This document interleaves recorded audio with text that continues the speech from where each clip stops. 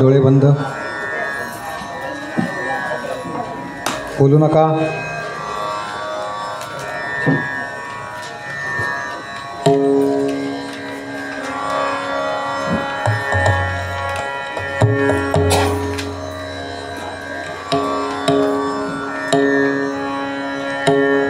आतमध्ये बोलू नका स्वयंपाकघरात.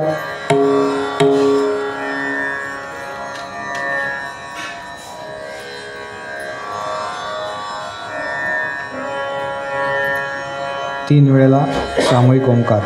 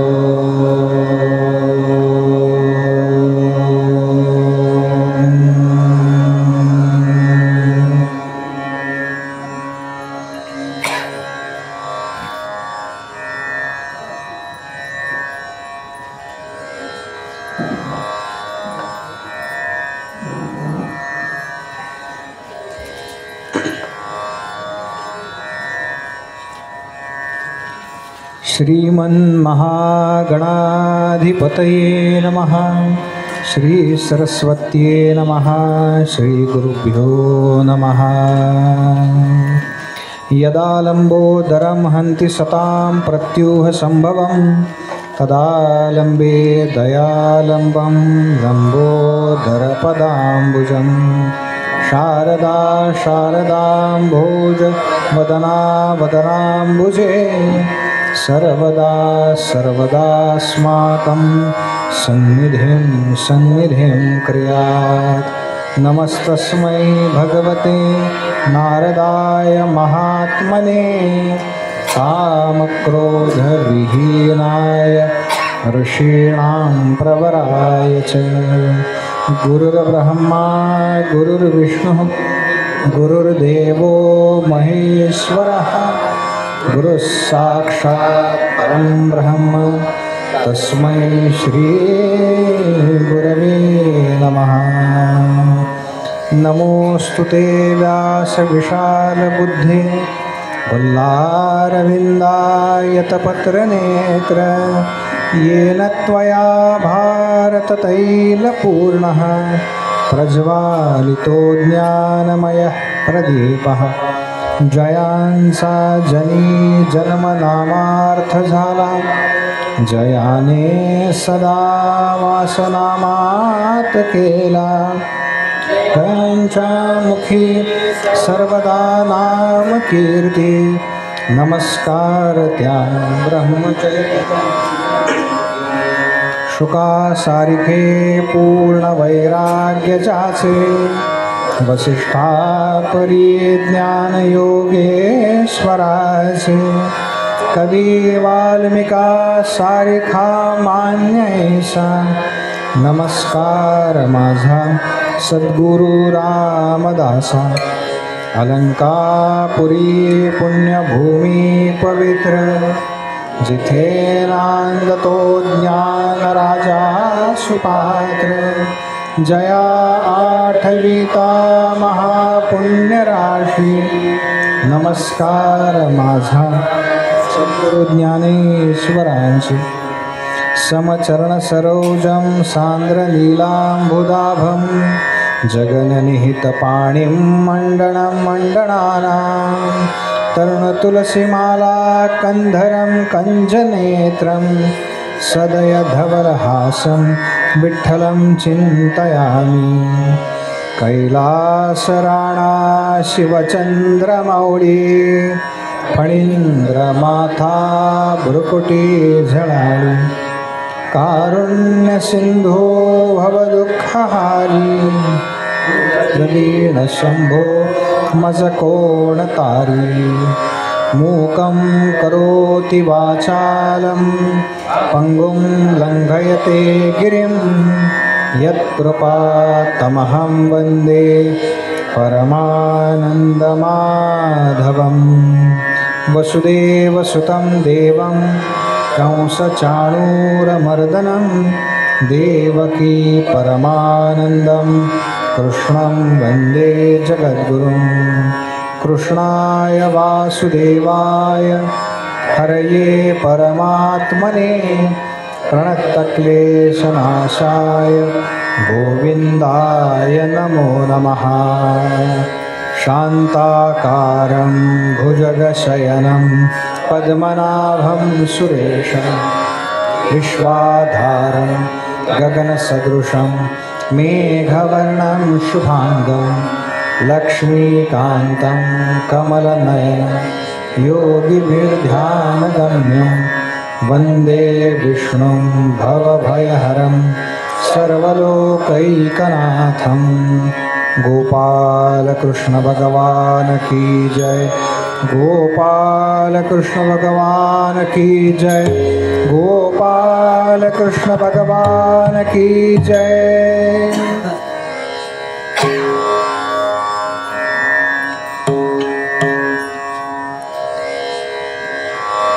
श्रीमद भागवताचा जो महामंत्र आहे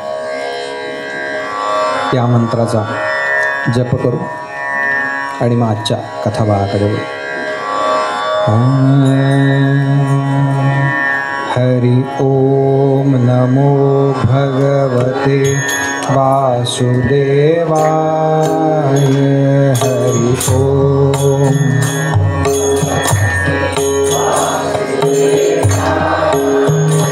हरि ओम नमो भगवते वासुदेवाय।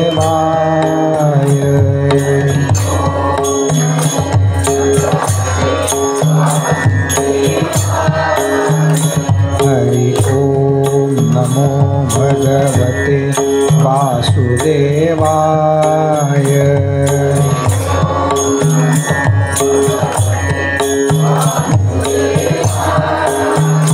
हरि ओम नमो भगवते वासुदेवाय।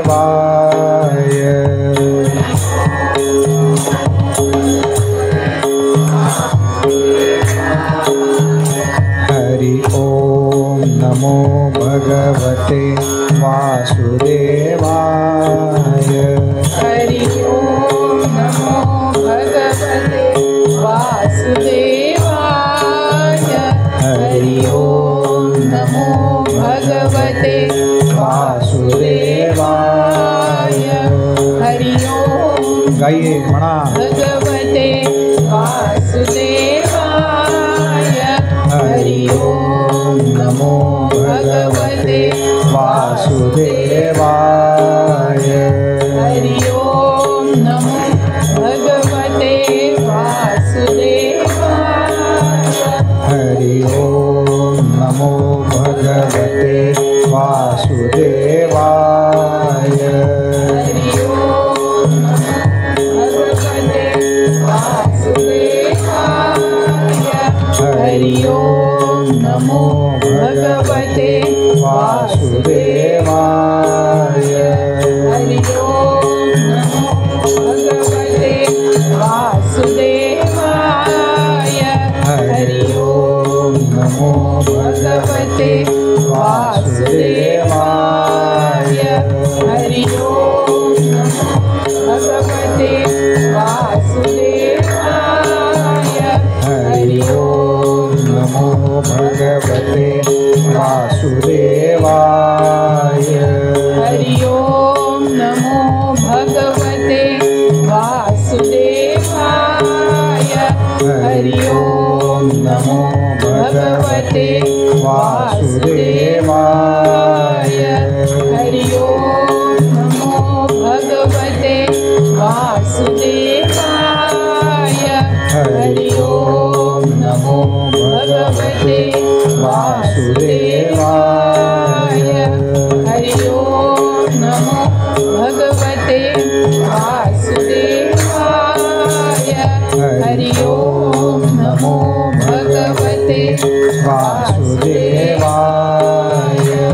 हरि ओम नमो भगवते वासुदेवाय हरि ओम नमो भगवते वासुदेवाय हरि ओम जरा बसल्या बसल्या पुढे सरका, भगवते खाली बसलेत ते पुढे सरका, पिशव्या बाहेर ठेवा, आपण सतरंजीवर बसा. भगवते वासुदेवाय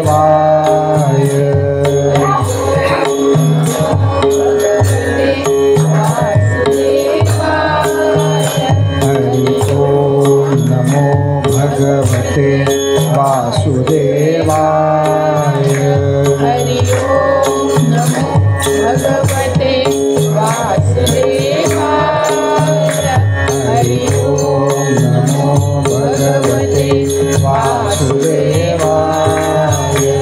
हरि ओम नमो भगवते वासुदेवाय हरि ओम नमो भगवते वासुदेवाय हरि ओम नमो भगवते वासुदेवाय हरि ओम नमो भगवते वासुदेवाय हरि ओम नमो भगवते वासुदेवाय हरि ओम नमो भगवते वासुदेवाय हरि ओम नमो भगवते वासुदेवाय हरि ओम नमो भगवते वासुदेवाय हरि ओम नमो भगवते वासुदेवाय हरि ओम नमो भगवते वासुदेवाय हरि ओम नमो भगवते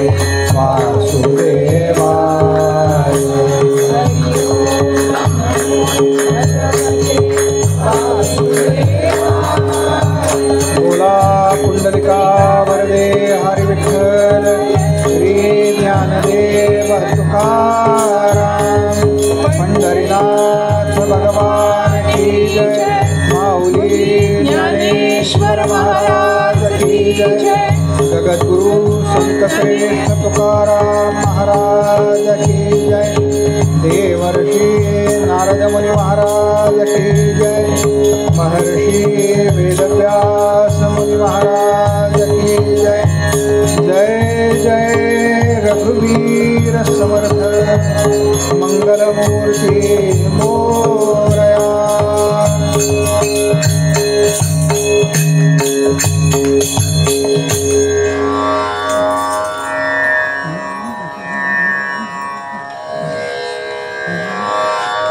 अनेन प्रियतां देवो भगवान् जानकीपति श्रीरामचन्द्र पूर्वेषाम् अस्माकं कुलदैवतं श्रोता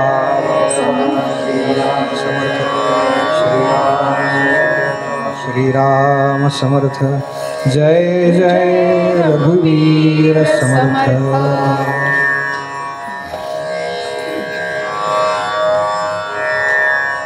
या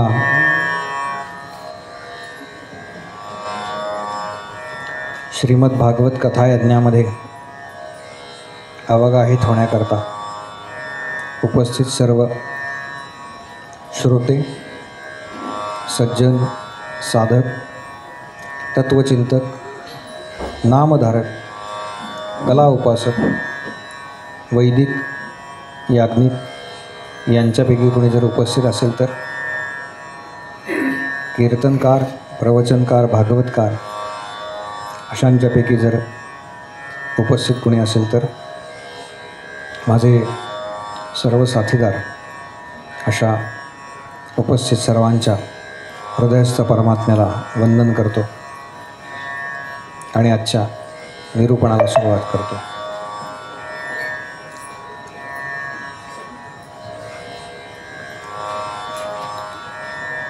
उद्धवानी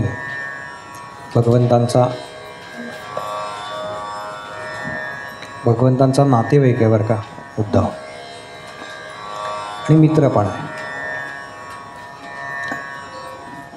तर त्या उद्धवांनी भगवंतांना प्रश्न विचारला की भगवंता, निजधाम गमन झाल्यानंतर तुझं त्याच्या आधीचा प्रसंग आहे बरं का. आम्ही कोणाकडे पाहायचं? आम्हाला तुझ्याबद्दल काही आठवलं तर ते कसं काय आमच्या डोळ्यासमोर आणायचं?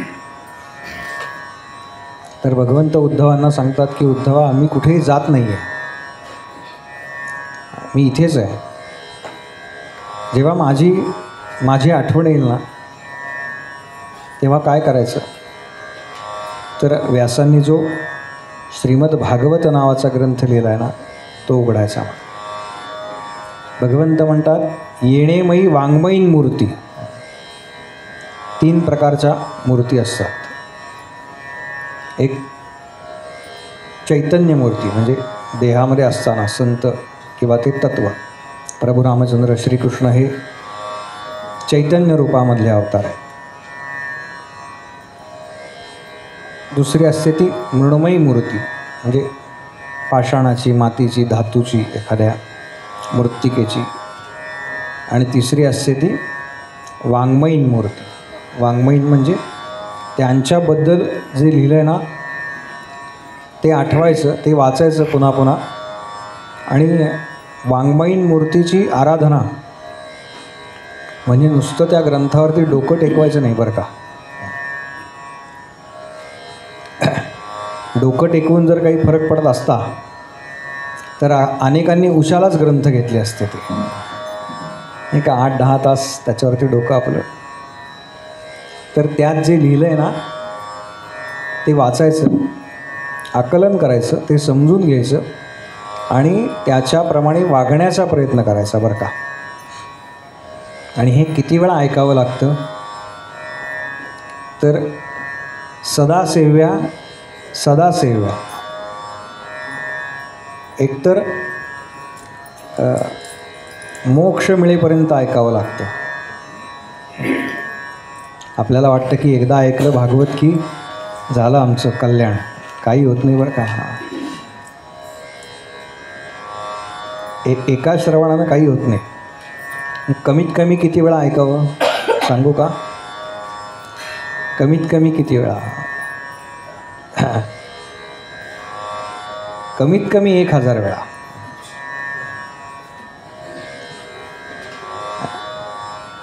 पण ऐकताना कसं ऐकावं? दरवेळेला ऐकताना असं ऐकावं की बहुतेक हे माझं शेवटचं आहे बरं का.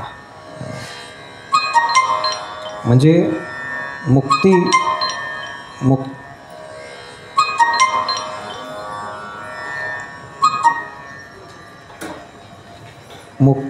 नावाचा प्रकार आहे ना तो हे 7 दिवस झाले की माझ्याकरता हात जोडून उभी राहील.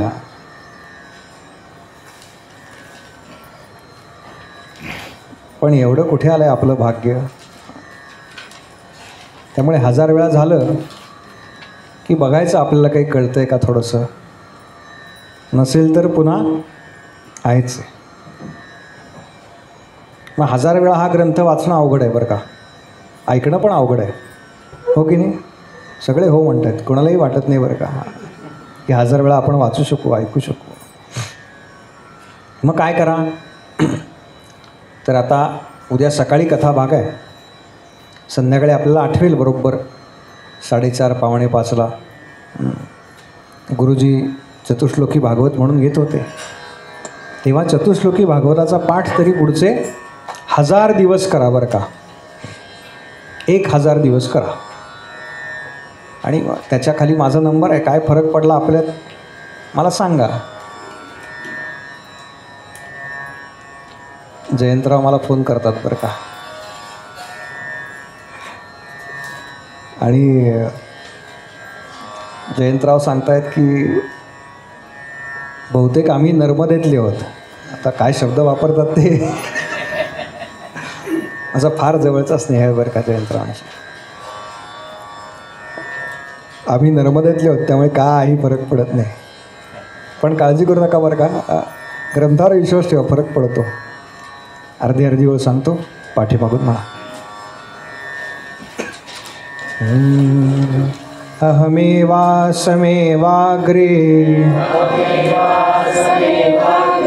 नान्यत् यत्सदसत्परम् पश्चादहं यदेतच्च यो वशिष्येत सोऽस्म्यहम् ऋतेऽर्थं यत्प्रतीयेत न प्रतीयेत चात्मनि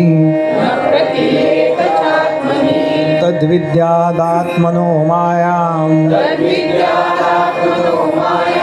यथा भासो यथा तमः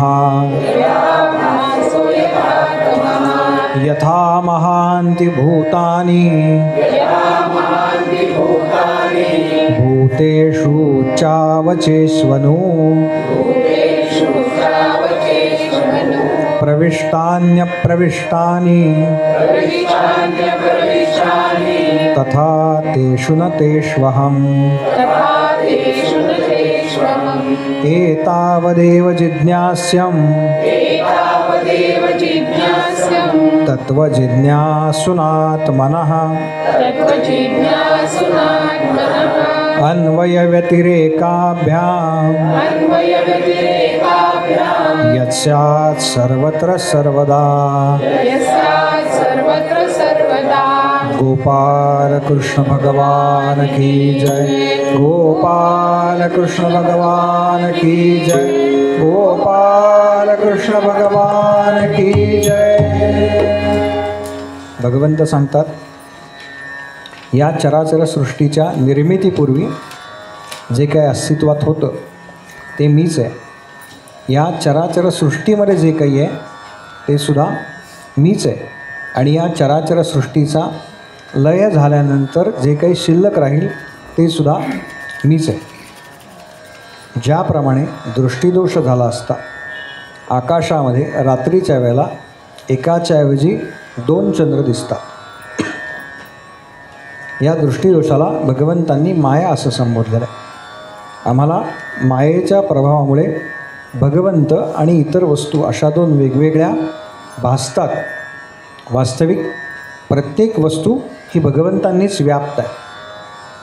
आमचं हे जे शरीर आहे ते पंचमहाभूतांनी बनलेलं आहे. पृथ्वी, आप, तेज, वायू आणि आकाश, ज्याच्यामध्ये आम्ही अन्न ग्रहण करतो, पाणी प्राशन करतो, वायू भक्षण करतो. भगवंत म्हणतात ज्या वस्तूंपासून हा देह बनला आहे त्याच वस्तू आपण बाहेरून आतमध्ये घेतो. म्हणजे त्या आपल्या आतमध्ये आहेतच, त्या बाहेरून वेगळ्या येत नाहीत, त्याच्यापासूनच आपण बनलो आहे.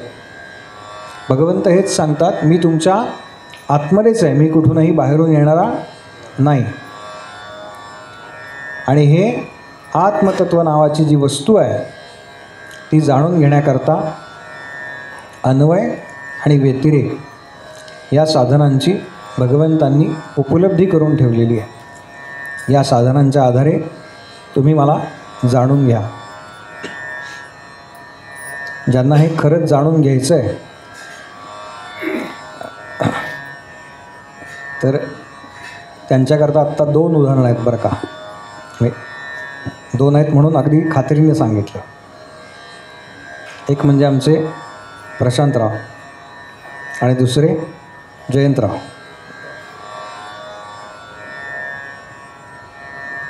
दोन उदाहरणं एवढ्याकरता सांगितली,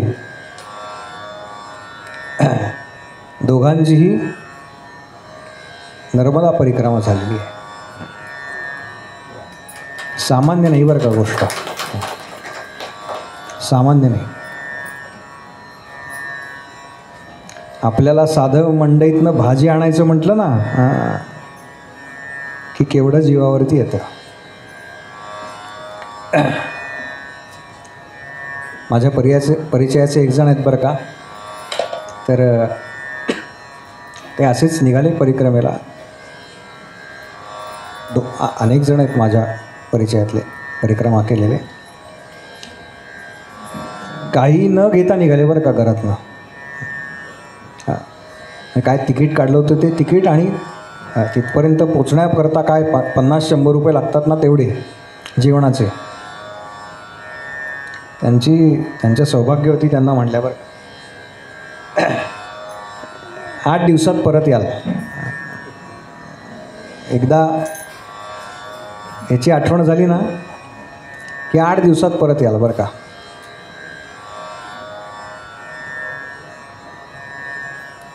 सगळी परिक्रमा पूर्ण झाली बरं का.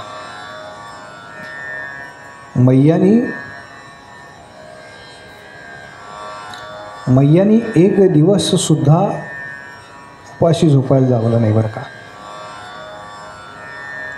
तुम्हाला जर तो बघायचा ना देव कुठे आहे,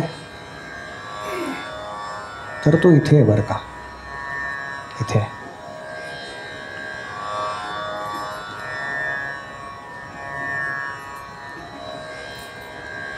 आपली भक्ती नसते असा भाग नाही, आपला विश्वास नसतो अशातला भाग नाही. फक्त आपली भक्ती किंवा आपला विश्वास जो आहे ना तो लंगडा आहे. नाथ म्हणतात ना, देव एका पायाने लंगडा. ते तेवढ्याकरता म्हणलेत बरं का, तुमच्या आमच्याकरता म्हणलेत. तो परिपूर्ण आहे हो, तो काय लंगडा. काल आपण पाहिलं ना त्या सगळ्या काला जो आहे तो गोपांबरोबर केलेला रास आहे. गोप बालकांबरोबर गोपांबरोबर सुद्धा भगवंतांनी अशा प्रकारे रास केला आहे. आणि काल सगळ्या गोपींनी कान्हाला सांगितलं की कान्हा आमच्याबरोबर केव्हा. म्हणून काल भगवंतांनी ह्या सगळ्या गोपींना रासक्रीडेचा अनुभव दिला.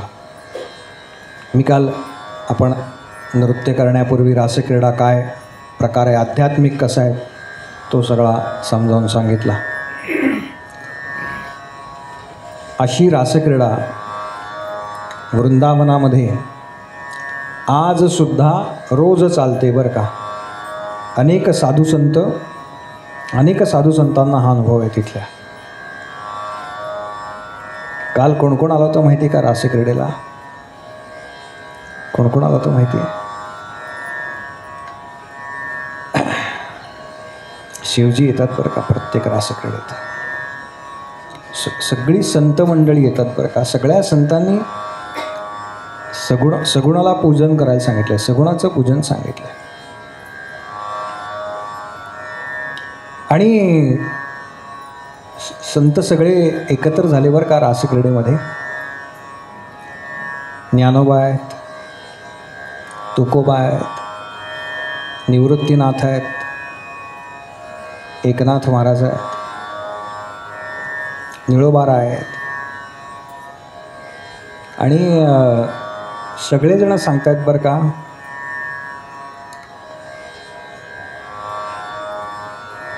ज्ञानोबांना सांगितलं,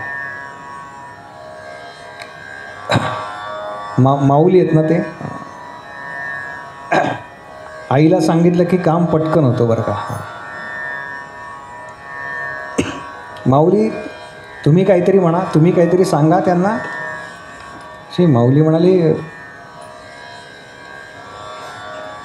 माऊली कधीच स्वतःकडे मोठेपण घेत नाहीत बरं का, माऊलींचं वैशिष्ट्य आहे. माऊली म्हणाले, जया धाकुटे होईचे. ज्ञानेश्वरीतल्या माऊलींचे शब्द आहेत. धाकटं असलेलं बरं असतं म्हणाले. मोठ्याला फार त्रास असतो. जे मोठे भाऊ आहेत त्यांना समजेल. आणि घरातल्या काय मोठ्या सुनबाई त्यांनाही समजेल. धाकट्यांचं थोडं जरा. माऊली म्हणाले, मी नाही काही म्हणणार. मग कोणाचा अधिकार आहे? म्हणाले, ज्ञानदेवे रचिला पाया, तुका झालासे कळस. कोणाचा अधिकार आहे? म्हणाले, तुकोबांचा अधिकार आहे. तुकोबांचा अधिकार आहे. मग असं करूयात का, तुकोबांना सांगूयात? हो, तुकोबांकडे जाऊयात म्हणाले, तुकोबांना सांगूयात, भगवंतांची विनवणी करा म्हणाले, काहीतरी सांगा भगवंतांना. एवढा त्यांनी छान अनुभव दिला आपल्या सगळ्यांना रासक्रीडेचा. आणि तुकोबा गेले बरं का भगवंतांकडे, हात जोडून उभे आहेत आणि तुकोबा म्हणतायत,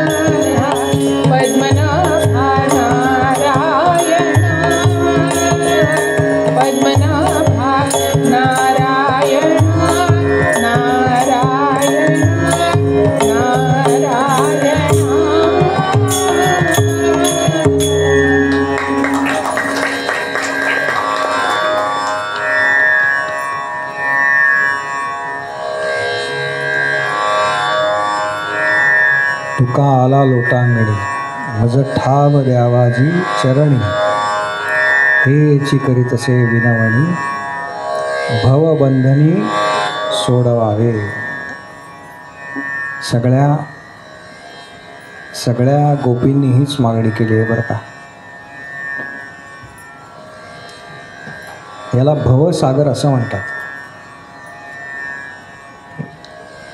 भवसागर म्हणजे हे जे आपल्याला वाटतं ना, हे व्हावं ते व्हावं ते व्हावं, हे भव. भागवत कथा करणार का बुवा म्हणतात भव करणार, रामकथा भव, अजून वेगळं काहीतरी कोणीतरी सांगतं 5-6 महिन्याचं मध्ये अभ्यासाला वेळ आहे भव. हे जे भव भव भव हे व्हावं ते व्हावं ते करावं ते करावं ते करावं यात जे आम्ही अडकतो ना, म्हणून याला भवबंधन म्हटलंय बरं का. साथीला येणार का भव? हां, साथीला येणार का भव येणार, त्यांच्याशिवाय काय आहे बरं का. असं म्हणतात की एखादी गोष्ट करायची असेल ना तर हात पक्का पाहिजे. हात म्हणजे काय तर हार्मोनियम आणि तबला. हे पानात कसं जेवताना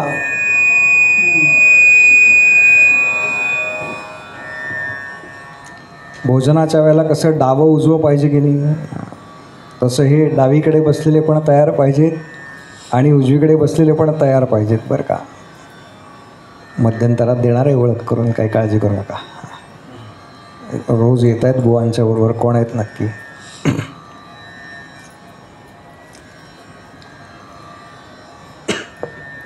भगवंतानी तो रासेचा अनुभव दिला, त्याच्यानंतर काही असुर मारलेत बरं का.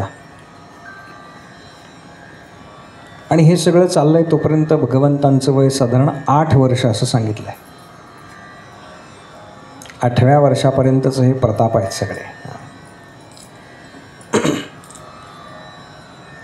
आपल्याकडे नाही का हा फार दंगा करायला लागला आता 8व्या वर्षी एकदा मौंजी बंधन झालं, मुंज केली की जरा शांत होईल असं वाटतं ना आईला. असं काही नाही, होत नाही बरं का. उलट त्याची पॉवर वाढते. गायत्रीची उपासना करतो ना तो, गायत्री मंत्राची. आणि आमचे देवर्षी नारद कंसाकडे गेले. कंसाला म्हणाले, काय रे कंसा,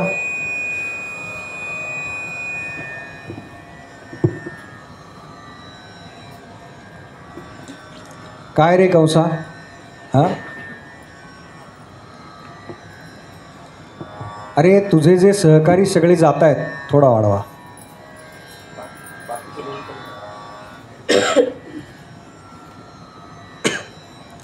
तुझे जे सगळे सहकारी जात आहेत त्यातलं परत कोणीच येत नाही आहे. कंस म्हणाला, मी पण त्याच विचारात आहे बरं का, काय करावं मला कळत नाही. अरे मग अशा वेळेला काय करतात, त्याला आपल्या राज्यात बोलवून घे. म्हणजे मग बरोबर तो एकदा तुझ्या पट्ट्यामध्ये आला ना की तुला सगळं करता येईल बरं का. कंस मनामधनं म्हणाला, नारदांना किती काळजी आहे माझी, किती काळजी आहे माझी. बघा आपल्याला सल्ला देणारं कोण आहे बरं का. फार तपासावं लागतं बरं का, आपली संगत कोण आहे, आपल्याला सल्ला देणारं कोण आहे.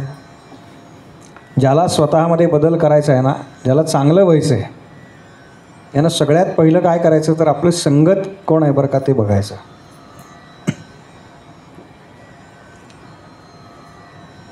आणि काय करूयात म्हणून कंसाने विचारलं तर तो धनुर्याग करावा असं ठरलं. धनुष्याचा एक याग करायचा आणि त्या यागाला या सगळ्यांना आमंत्रण पाठवायचे.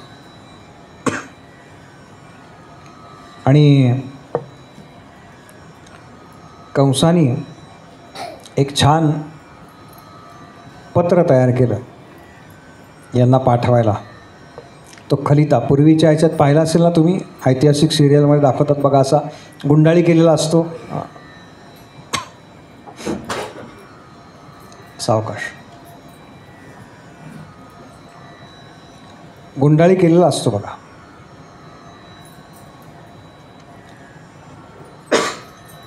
तो आपला एक मंत्री अक्रूर नावाचा त्या अक्रूराकडे दिला आणि अक्रूराला सांगितलं की अक्रूरा, तू स्वतः जा श्रीकृष्ण आणि बलरामांना आणायला.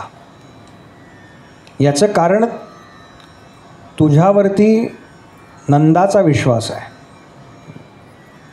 कंसाच्या मनामध्ये कपट आहे बरं का, ते अक्रूराला माहिती आहे, पण नंदाचा विश्वास आहे त्याच्यावरती, म्हणून त्याला पाठवलेलं आहे.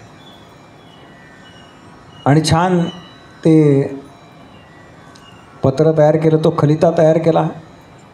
आजच्या भाषेत इन्व्हिटेशन आपण पाठवतो की नाही, सगळ्या ग्रुपवर पाठवलं ना, तसं त्यानं तयार केलं बरं का. आणि म्हणाले, अक्रूरा, तुझ्या रथातून जाऊ नकोस, माझा रथ घेऊन जा. मी ज्या रथात बसतो ना, हा मीचा रथ फार फार अवघड असतो बरं का. मी नावाचा रथ सांभाळणं फार अवघड आहे. माझा रथ सुवर्णाचा आहे, सोन्याचा आहे बरं का. कंसाचा रथ सोन्याचा आहे. अक्रूरजी बसले, तो खलिता घेतला आणि संध्याकाळच्या वेळेला इकडे नंदांकडे आले. येताना त्यांच्या डोक्यामध्ये असं होतं की श्रीकृष्ण आणि बलराम, संध्याकाळची वेळ आहे म्हणजे हे गोठ्यामध्ये असतील, गाईची धार काढत असतील, आणि मी गेल्या गेल्या दोघेही जण धावत धावत धावत येतील आणि मला अक्रूर काका म्हणून हाक मारतील बरं का. आपल्याकडे कोणी आलं की आपण म्हणतो ना, काका म्हण यांना, यांना काका म्हण, तसं त्यांच्या डोक्यात आहे बरं का. त्यांनी कधी पाहिलेलं नाही, कधी संबंध आलेला नाही आहे, पण मला काका म्हणून हाक मारतील. कान्हा म्हणला, असं चाललं आहे का अक्रूरजींच्या मनामध्ये? ठीक आहे, तसंच करतो. दोघंही गोशाळेमध्ये धावत धावत धावत आले. तो रथ पाहिल्यावरती आणि अक्रूर काका, अक्रूर काका, अक्रूर काका असं म्हणत बलराम दादा उजवीकडे आहेत, कान्हा आमचा डाव्या हाताला उभा राहिला आहे. दोघांनी अक्रूर काकांचे हात धरले आणि हात धरून त्यांना भराभरा भराभरा ओढत ओढत ओढत घरात घेऊन आले. गुळ पाणी दिलं त्यावेळेच्या पद्धतीप्रमाणे. कसं काय येणं गेलं, सगळी चौकशी गेली बरं का. तोपर्यंत नंदबाबा आले आणि अक्रूरजींनी तो जो खलिता होता, ते जे निमंत्रण होतं कंसानी पाठवलेलं, ते दिलं. काय लिहिलं होतं माहिती आहे का त्याच्यात? माहिती आहे काय लिहिलं होतं? नाही. आपण पत्रिका छापतो की नाही, एखादी लग्नाची किंवा मौंजी बंधनाची किंवा काही आपल्याकडे कार्यक्रम असेल बघा, हल्ली पत्रिका छापणं कमी झालं आहे, डिजिटल, सगळं डिजिटल झालं आहे हल्ली. त्या पत्रिकेचा मायना आठवा जरा काय असतो. आमचे येथे श्री कृपे करून, किंवा काय जी देवता असेल ती, आमचे येथे श्री कृपे करून असे करण्याचे ठरले आहे की, असं सुरू होतं ना. कंसाने काय लिहिलं होतं माहिती आहे का त्याच्यात? माझ्या राज्यात मी ठरवल्यावरून. त्यानं काही ठरवलं नव्हतं बरं का, त्याला सांगितलं होतं 4 लोकांनी हा याग करा म्हणून. पण मला हे दुसऱ्यानं सांगितलं आहे असं म्हटल्यावर थोडं कमीपणा वाटतो की नाही. म्हणजे तुम्हाला माहिती नाही, मग कसं? म्हणून माझ्या राज्यात मी ठरवल्यावरून धनुर्यागाची योजना केली आहे. तरी आपण सर्वांनी सहकुटुंब सहपरिवार त्या धनुर्यागाला माझ्या हुकुमाप्रमाणे आहेच बरं का पुढे. आपण किती नम्र, पण हेची करीत असे विनवणी. आत्ता बघितलं ना अभंग, हा हुकूम सोडतोय बरं का, असं करा तसं करा तसं करा, मी ठरवलं आहे.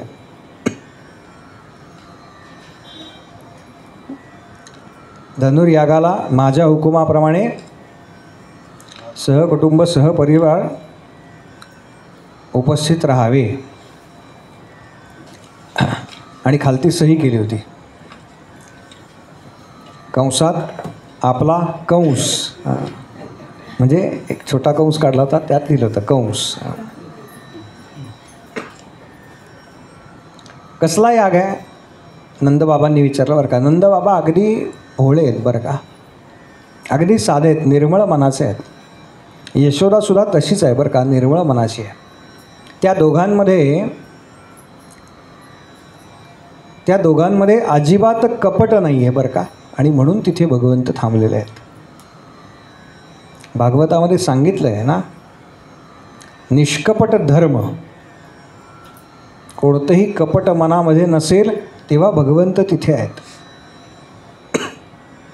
मनामध्ये कपट निर्माण झालं की भगवंत त्या ठिकाणी थांबत नाहीत. अक्रूर अगदी सांगतायत बरं का, नाही कंसाच्या महाराजांच्या मनामध्ये बरीच वर्ष होतं हा याग करावा, आपण आता कान्हाला सगळं माहिती आहे बरं का कशा करतायत. नंदबाबा म्हणाले की त्यांच्यात वार्तालाप चालला होता, भोजन झालं की आपण सविस्तर बोलूयात. म्हणून नंदबाबा भोजनाच्या तयारी करता गेले आणि कान्हा, अक्रूर काका त्या बाजेवर बसलेत बरं का. असं काही भगवंतांचं घर म्हणजे काही महाल नाही आहे त्यावेळेला. बाजेवर बसलेत आणि बलराम दादा आणि कान्हा शेजारी बसलेत अक्रूर काकांच्या. कान्हानं विचारलं बरं का, अक्रूर काका मला जरा सगळ्या मथुरेची रचना सांगता का हो? म्हणजे कंसाचा महाल कुठे आहे, त्याच्या आजूबाजूला काय आहे, रस्ते कसे आहेत. बघा, शत्रूच्या राज्यात जायचं असेल ना तर आधी त्याची माहिती काढावी लागते बरं का.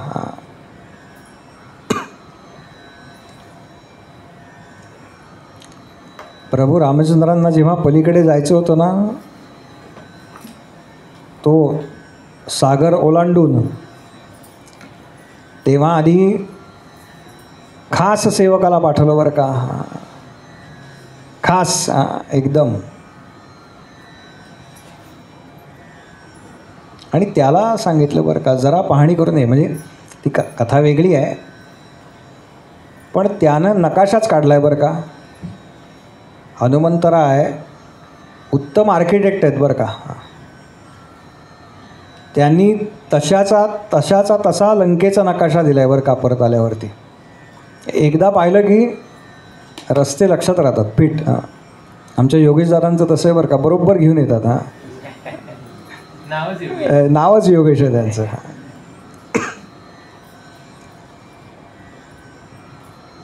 कान्हानं सगळी माहिती काढली बरं का. भोजन वगैरे झालं,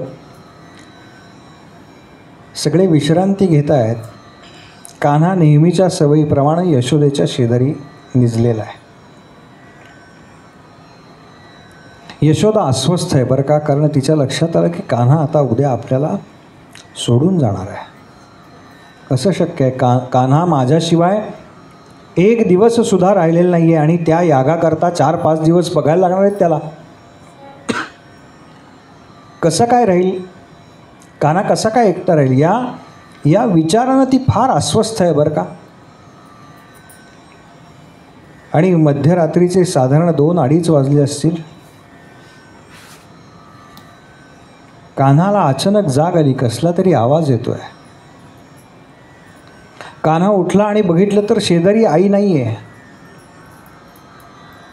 खोलीचं दार उघडं दिसलं आणि बघितलं तर मुख्य दरवाजासुद्धा जो घराचा आहे ना तो उघडा आहे. त्या 2 दाराच्या मधल्या जागेतनं पाहिलं तर अंगणामध्ये यशोदा हमसून रडती आहे.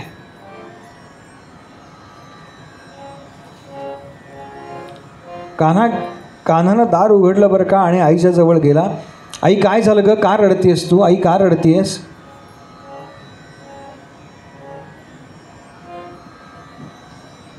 तू जाऊ नकोस ना रे कान्हा, तू जाऊ नकोस.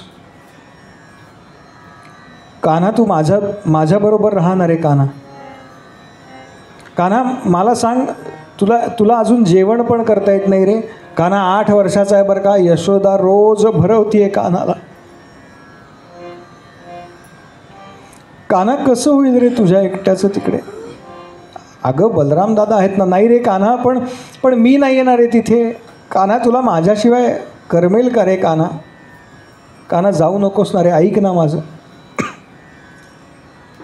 कान्हा पुन्हा पुन्हा समजावतोय बरं का. आई नाही, मला गेलं पाहिजे. ज्या अर्थी मला त्या यागाला बोलवलं आहे ना, त्या अर्थी तिथे काहीतरी माझा सन्मान वगैरे होणार असेल. अगा नाहीतर कशाला बोलवतील. एवढं आपल्याला विशेष पत्र आलं आहे आणि रथ आला आहे कंसाचा, तेव्हा गेलं पाहिजे, मला गेलं पाहिजे. आई काही काळजी करू नकोस ग, तो याग झाल्यावरती मी लगेच परत येईन. कान्हा म्हणला असं, पण कान्हा काही परत नाही आला.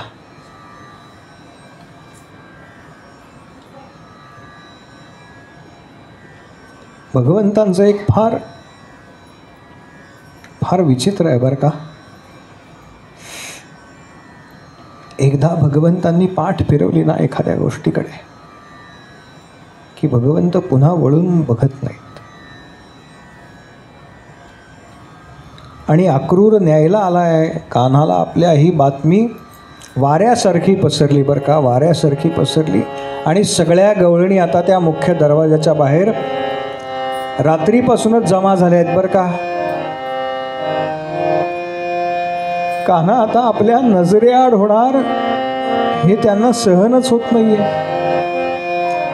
त्याचा सहवास आता आपल्याला मिळणार नाही ही कल्पनाच त्यांना सहन होत नाहीये.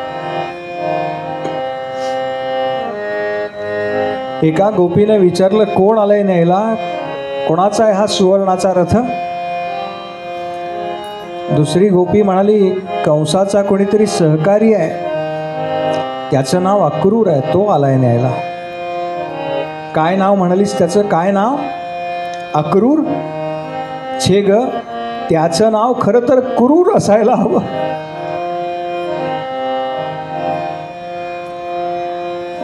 जो आम्हाला आमच्या कानापासून दूर करतो ना, कानाला आमच्यापासून दूर करतो ना, तो अक्रूर नाही, तो क्रूर असायला हवा बरं का, क्रूर असायला.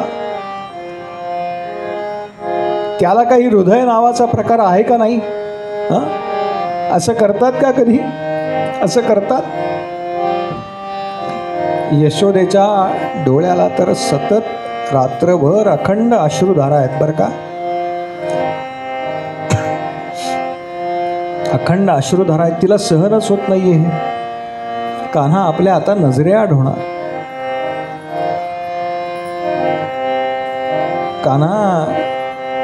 कान्हा लवकर उठला, छान सगळी तयारी करून घेतली बरं का यशोदेकडनं.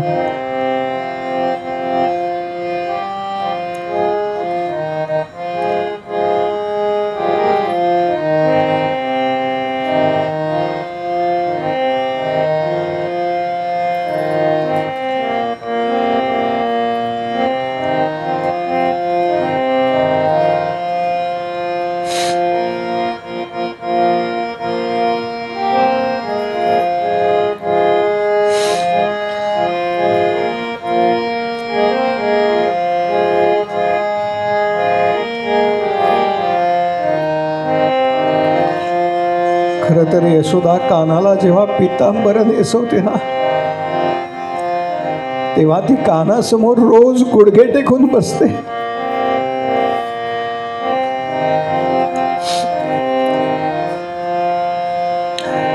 पण आज पितांबर नेसवताना तिनं जेव्हा गुडघे टेकले ना, तेव्हा तिच्या लक्षात आलं की बहुतेक आता या पायामध्ये त्राणच शिल्लक नाही.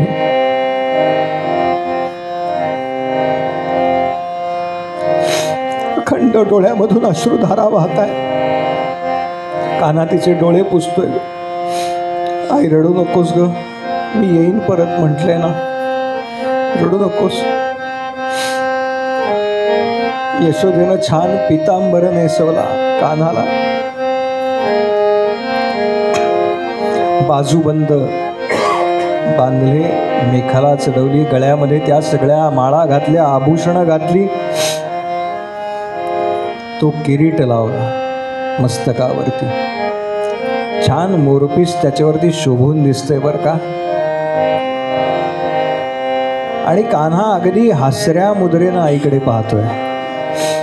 आई रडू नकोस ग, मी पुन्हा येईन, काही काळजी करू नकोस आई, मी येईन ग पुन्हा. कान्हा पुन्हा पुन्हा तिला समजावतोय बरं का, पुन्हा पुन्हा तिला समजावतोय.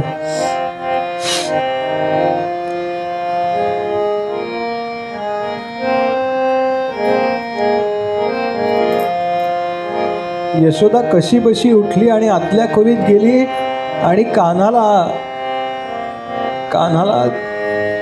तो वेणू घेऊन आली, जो वेणू घेऊन कान्हा वृंदावनामध्ये जात होता.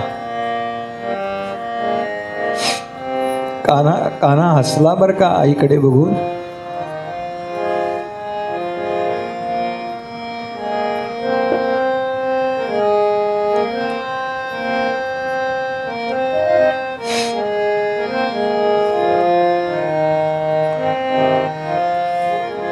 आणि आईला म्हणतोय, आई आता मी या वेणूचा नाद नाही करणार बरं का. तर ज्या कामाकरता मी अवतार घेतलाय ना, ते मला केलं पाहिजे. आता मला हातामध्ये सुदर्शन चक्र धरलं पाहिजे.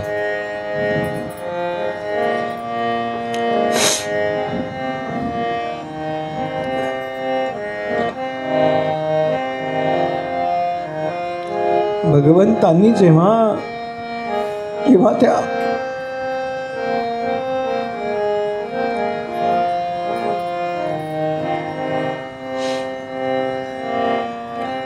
त्या वृंदावनाचा निरोप घेतला ना, त्याच्यानंतर असं सांगतात, भगवंत कधीही पुन्हा वृंदावनात गेले नाहीत.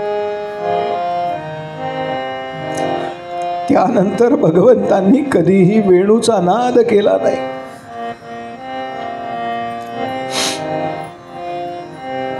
आणि भगवंत कधीही खळखळून हसले नाही. त्या गोपींना जो विरह झालाय ना, त्याच्यापेक्षा अधिक विरह आमच्या कान्हाला झाला. अहो, गोपींच्या सांत्वना करता दुसऱ्या गोपी आहेत, पण कान्हाच्या सांत्वना करता कोण आहे तिथे?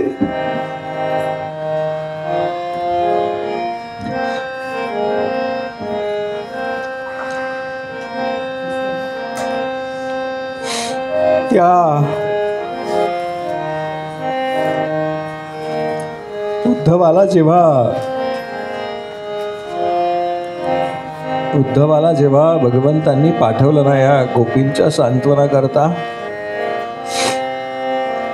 तेव्हा भगवंतांबद्दल विचारलं बरं का, कान्हाबद्दल विचारलं या गोपी. काय रे उद्धवा, आमचा कान्हा छान रमला असेल ना रे त्या महालांमध्ये?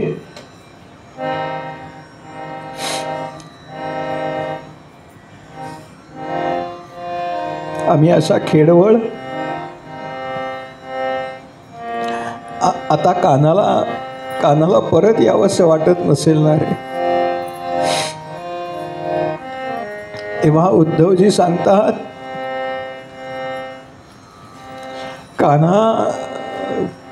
कान्हा महालातल्या खिडकीमध्ये उभा राहतो आणि वृंदावनाच्या दिशेनं तासनतास बघत असतो बरं का.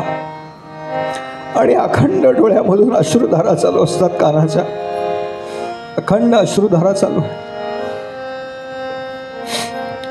मग एका गोपीनं विचारलं, त्याला जर एवढी आमची आठवण येते तर तो येत का नाही रे भेटायला?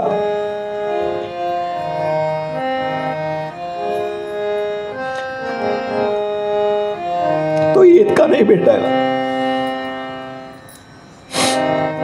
तेव्हा उद्धवजी म्हणाले, कान्हाला भीती वाटते. म्हणाले, तो जर इथे परत आला ना तर तो तुम्हाला सोडून पुन्हा कधीच जाऊ शकणार नाही. तुमचं जे प्रेम आहे ना त्याच्याबद्दलचं ते त्याला पुन्हा जाऊ देणार नाही, म्हणून कान्हा येत नाही. तुम्ही एक करा गोपींनो, तुम्ही तुमच्या मनातनं कान्हाला काढून टाका. गोपी हसली बर का. एक म्हणाली, काय सांगतोय सुद्धवा, जरा ऐका. काय सांगतोय सुद्धवा? कान्हाला आमच्या मनातनं काढून टाकू? अरे आमच्या जवळ जे एकच मन होतं ना ते आम्ही कधीच कान्हाला समर्पित केलंय रे. आता कान्हाला काढून टाकण्याकरता आमच्याजवळ आमचं मनच शिल्लक नाही. कान्हाला म्हणावं, आता आम्हाला सवय झाली आहे त्याच्याशिवाय राहायची.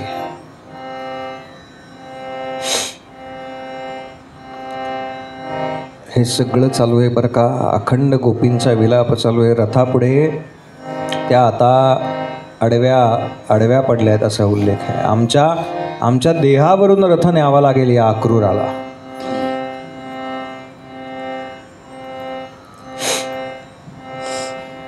अक्रूरजी रथामध्ये बसले. कान्हा बलराम दादा सोबत त्यांच्या काही रथ आहेत, त्याच्यात इतर गावकरी बसलेत. नंदबाबा सुद्धा त्या रथामध्ये आहेत. आणि अगदी मुंगीच्या पावलानं तो रथ चाललाय बरं का. एवढी दाटीवाटी आहे.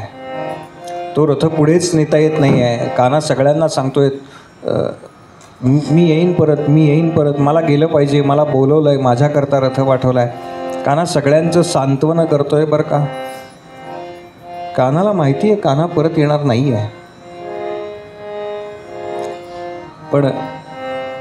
पण तरी सुद्धा असतं नाव एक खोटं सांत्वन. खोटं सांत्वन असतं ना, ते करतोय बरं का कान्हा सगळ्यांचं. आणि हळूहळू तो रथ पुढे चाललाय. मुंगीच्या पावलांनी काही 10-15 पावलं रथ पुढे गेला. यशोदा दारातच आहे बरं का, कान्हाला सोडायला आलेली. हमसून रडतीये, कान्हा थांब, कान्हा थांब, कान्हा जाऊ नकोस रे, कान्हा थांब. आणि यशोदेचा बांध फुटला बरं का. मोठ्यांदा तिने हाक मारली, कान्हा थांब रे, कान्हा थांब. आणि धावत रथापर्यंत गेली बरं का. कान्हानं सांगितलं अक्रूर काकांना, काका रथ थांबवा. अक्रूरांनी घोड्याचा लगाम खेचला, रथ थांबला. कान्हा झरझर खाली उतरला. आईला घट्ट मिठी मारली कान्हाने. यशोदेच्या जेमतेम कमरे एवढा येतोय तो. घट्ट मिठी मारली बरं का. यशोदा पुन्हा गुडघ्यावरती बसली आहे आणि कान्हाच्या मुखाचं पुन्हा अवग्रहण करते. कान्हा नको रे जाऊस, कान्हा थांब, कान्हा थांब. कान्हा म्हणाला, आई मी लवकर परत येईन बरं का, काही काळजी करू नकोस, मला गेलं पाहिजे.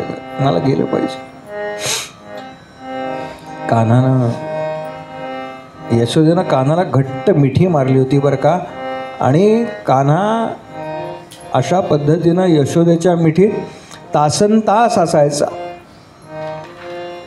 पण आज कान्हानं काय केलं, आपल्या भोवती जी यशोदेची मिठी होती ना ती आपल्या हातानं सोडवली बरं का. आपल्या हातानं सोडवली.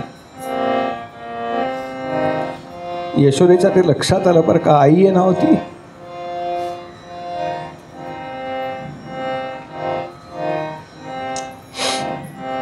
आईला कळतो ना स्पर्श आपल्या बाळाचा.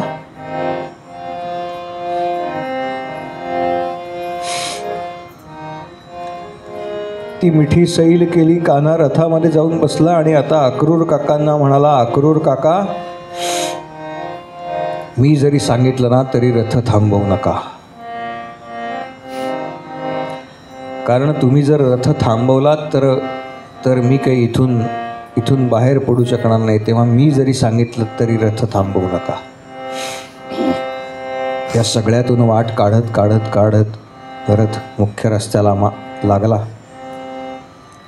आणि मग अक्रूर काकांनी त्या रथाचा वेग थोडा वाढवला. जशी माणसांची गर्दी कमी झाली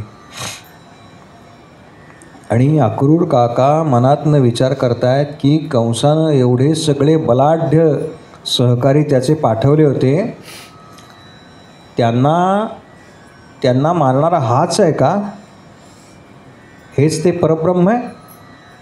हेच ते तत्व आहे का जे माझ्या आत्ता रथात बसलं आहे? अक्रूरसुद्धा भक्त आहेत बरं का भगवंतांचे. वंदन भक्तीचे आचार्य म्हटलं जातं अक्रूरांना. अक्रूरांनी अखंड भगवंतांना साष्टांग प्रणिपात केलेला आहे. कुठल्याही रूपामध्ये साष्टांग प्रणिपात केलेला आहे. पण त्यांना असं वाटतं की हा आई करता रडतो, गोपिकांकरता रडतो, हेच आहे का ते? कान्हानं विचार केला, अक्रूर काकांच्या मनात असं चाललंय का?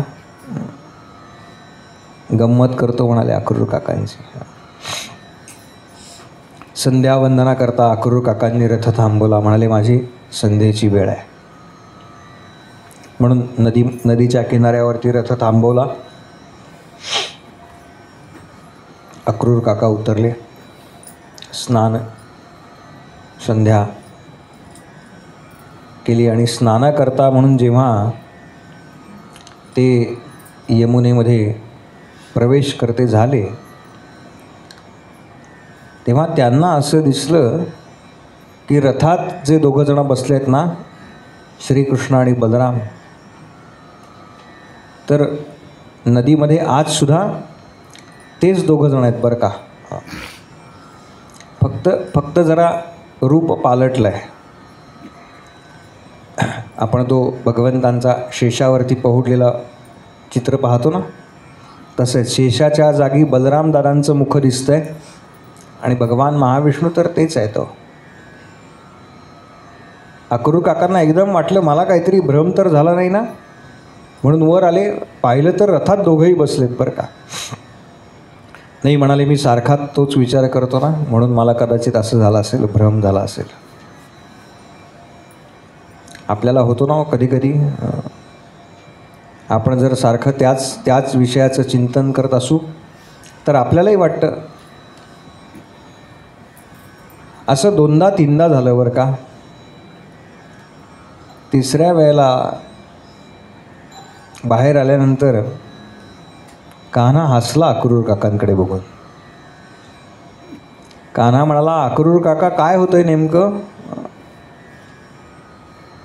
अक्रूर काका त्या वस्त्रानिशी नदीतनं बाहेर आले आणि तिथे साष्टांग प्रणिपात केला आहे बरं का भगवंतांना. जे दर्शन रथामध्ये घडत होतं तेच दर्शन त्यांना पाण्यामध्ये सुद्धा घडत होतं. आणि लक्षात आलं की हेच ते परब्रह्म तत्व आहे. कान्हा म्हणाला अक्रूर काका सांगू नका बरं का कोणाला, गुप्तता पाळा जरा, सांगू नका कोणाला. काही सिक्रेट्स अशी फोडायची नसतात. आणि रथ आला मथुरेला. मथुरेच्या अलीकडे रथ थांबवला आहे बरं का, गावात आतमध्ये गेलेलं नाही आहे. कान्हाने सांगितलं काका इथे रथ थांबवा, आम्ही काही गावात राहू शकणार नाही, आम्ही इथे बाहेरच्या बाजूला राहतो. त्यांच्याकरता राहुट्या वगैरे सगळं आधी सज्ज होतं बरं का.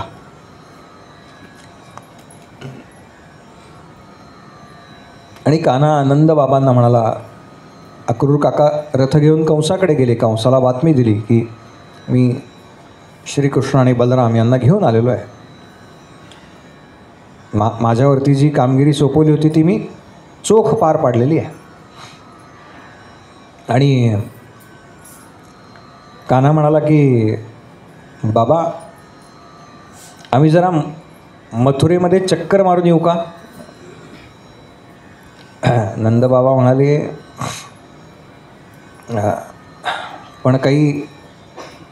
काही उपद्व्याप करू नका बरं का. हां, नंदबाबांना माहिती आहे आपली मुलं कशी आहेत. कान्हा पण इतका तयार आहे. कान्हा म्हणाला, बाबा तुम्ही काही काळजी करू नका, मी काही बलराम दादांच्या शब्दाबाहेर जाणार नाही. बस. नंदबाबांना बरं वाटलं बरं का. हा मोठ्या भावाचं ऐकतो, हा मोठ्या भावाचं ऐकतो. आणि सगळी ती बालगोपाळ जे आले होते त्या सगळ्यांना घेतलं आणि मथुरेच्या रस्त्यावरून हे फिरत आहेत बरं का. मथुरा म्हणजे त्यांच्याकरता फार मोठं शहर होतं बरं का. कारण त्यांनी कधी 2 मजली इमारती पाहिल्याच नव्हत्या.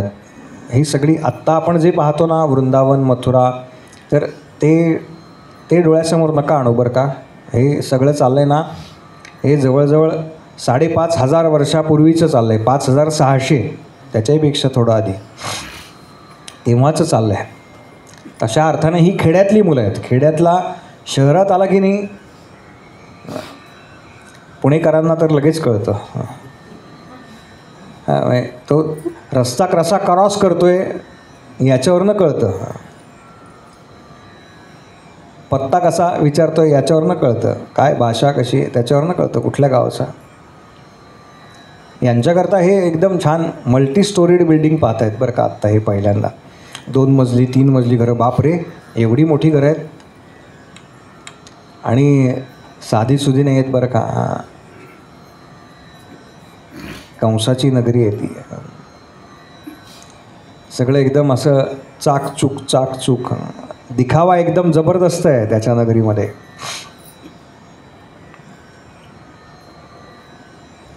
पण त्या दिखाव्याला भक्तीचा ओलावा नाही आहे बरं का अजिबातच. कान्हा म्हणला, इथे फार थांबणं योग्य नाही. कान्हा आणि सगळे सवंगडी आता एकेका रस्त्यावरून चाललेत बरं का. तेवढ्यात समोरून एक जण येताना दिसला. त्याच्या पाठीवरती मोठं गाठोडं आहे. कान्हानं त्याला थांबवलं बरं का. म्हणाला, काय रे, काय आहे तुझ्याकडे? त्याला वाटलं काही विकायला घेऊन चाललाय हा, बघूयात काय आहे. हा म्हणाला, काय रे तुम्ही खेड्यातली मुलं, गावंडळ, यांच्या अंगावर धड कपडेसुद्धा नाही आहेत बरं का. म्हणजे कान्हा आणि बलराम दादा यांनीच ते सोहळं नेसले, बाकी अर्धवट काहीतरी आपली नुसती लंगोटी गुंडाळली तर आहे, एवढंच आहे. यांनी कधी शिवलेलं वस्त्र घातलं नाही असा उल्लेख आहे त्याच्या सवंगड्यांनी. काय तुझ्या गाठोड्यामध्ये दाखव तरी आम्हाला. म्हणाला, राजवस्त्रेत राजवस्त्र. कान्हा म्हणाला, अरे तुझ्याकडे अशी खूप असतील ना? माझ्याकडे खूप आहेत. म्हणला, मग एखादं जुनं वस्त्र दे ना, माझ्या मित्रांना हवं आहे. एखादं जुनं वस्त्र दे, माझ्या मित्रांना हवं आहे. तो म्हणाला, काही कळतं का नाही तुम्हाला? तुम्हारी हैसियत नाही आहे. हां. कान्हाने त्याच्याकडे बघितलं बरं का. आणि मग बलराम दादांकडे पाहिलं. आणि कान्हानं काय केलं, दोन्ही हात कमरेवरती ठेवले आणि बलराम दादांना म्हणाला, दादा, मागच्या अवतारात सीतेविषयी जो बोलला होता तो हाच आहे का? दाखवूयात का याला एकदा माझा इंगा? कान्हा आता इथून पुढे सगळ्या गोष्टी बलराम दादांना विचारून करतोय बरं का, लक्षात ठेवा. त्यांनी बाबांना सांगितलं ना, मी बलराम दादांच्या शब्दाबाहेर नाही. बलराम दादा म्हणाले, कान्हा तुला काय पाहिजे ना ते तू कर बरं का. हां. कान्हानं काय एक ठोसा लावला असं म्हणतात, त्याच्या श्रीमुखात भडकवली असं सांगतात काही जण. तो रक्त ओकला आणि गतप्राण झाला. त्याचं गाठोडं सोडलं आणि सगळे कपडे काढले जरीचे आणि आपल्या मित्रांना दिले बरं का. मित्रांना दिले. थोडा पुढे गेला तर एक कुब्जा दृष्टीला पडली. 8 ठिकाणी वाकडी होती किंवा 3 ठिकाणी वाकडी होती काही सांगतात. तिच्या हातामध्ये सुवर्णाची वाटी आहे बरं का, सोन्याची वाटी आहे तिच्या हातामध्ये. काय ग काय या वाटीमध्ये? ती म्हणाली याच्यामध्ये चंदन आहे. हे काय करतेस तू? ती म्हणाली मी माझ्याकडे हे काम आहे, रोज चंदन उगाळायचं आणि कंसाला देऊन यायचं, कंस छान ते अंगावरती लावतो. हल्ली असते की नाही होते चंदन फेस पॅकमध्ये, सुंदर दिसण्याकरता बघा आपण आपले फेस ते लावून लावून पार पॅक होतात. हां, म्हणून त्याला फेस पॅक म्हणतात बरं का. नैसर्गिकपणा जो आहे ना तो जातो आपला.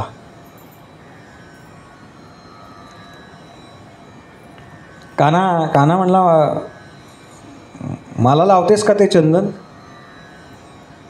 कुब्जा म्हणली कान्हा तुझ्याविषयी जेव्हा मी ऐकलं ना, मथुरेमध्ये ह्या सगळ्या गवळणी यायच्या ना ते दूध दही तूप लोणी विकायला, तेव्हा त्या म्हणायच्या कुणी दामोदर घ्या कुणी गोविंद घ्या. तेव्हापासून मला वाटतंय रे की तुझ्या अंगाला चंदन लावावं. आज ती इच्छा पूर्ण झाली बघ. म्हणून तिनं कान्हाच्या सगळ्या अंगाला चंदन लावला असा उल्लेख आहे बरं का. सर्वांगे हरिचंदनम सुललितम कंठे च मुक्तावली. भगवंतांना दोन गोष्टी अतिशय प्रिय आहेत बरं का, लक्षात ठेवा.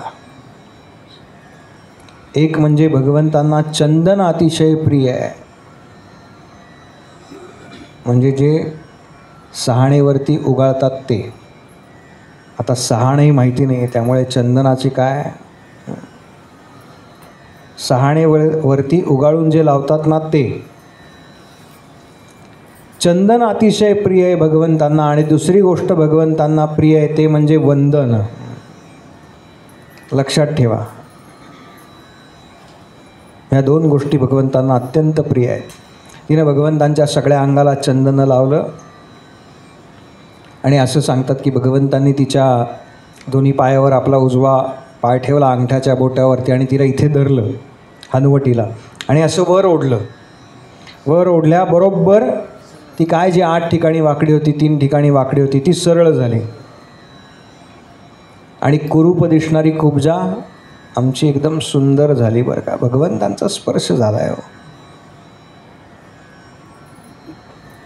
ज्या गोष्टीला भगवंतांचा स्पर्श होतो ना ती वस्तू पवित्र होते बरं का, पवित्र होते.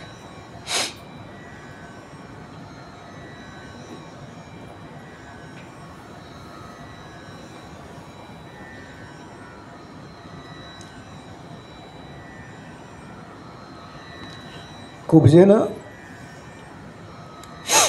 कान्हाला विनंती केली आहे बरं का. कान्हा,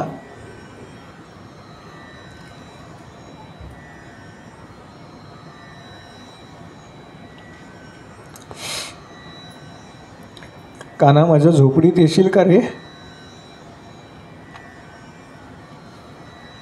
भगवंत मथुरेमध्ये फक्त दोघांच्या घरी गेले बरं का. त्यातली एक आमची कुब्जा आहे आणि दुसरे अक्रूर काका आहेत. बाकी कोणाच्याही घरात भगवंत मथुरेमध्ये असताना गेले नाही आहेत.